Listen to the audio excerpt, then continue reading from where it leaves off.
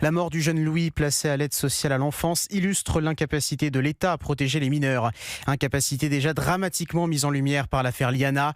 Depuis le viol et le meurtre de cette fillette de 11 ans dans le Gers, quelques sanctions individuelles ont été annoncées. Insupportable pour une partie des syndicats de magistrats. Mais une organisation sort du lot, William Molinier.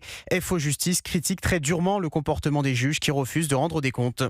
Oui, ce syndicat très présent dans la pénitentiaire estime que ces magistrats dissidents sont, je cite, indignes de la fonction qu'ils occupent et qu'ils ont renvoyé une image déplorable de la magistrature, notamment à travers la boucle WhatsApp révélée par Europe 1 la semaine dernière. Dans ce groupe de discussion, certains magistrats appelaient à saturer la messagerie de la chancellerie, à perturber les audiences, voire à signaler à la hiérarchie des fautes graves imaginaires.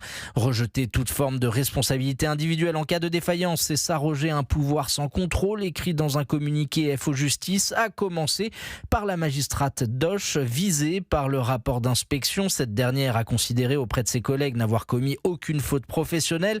Comportement indigne, s'émeut le syndicat qui précise le minimum aurait été pour les familles endeuillées de reconnaître son échec et ses fautes et de demander pardon.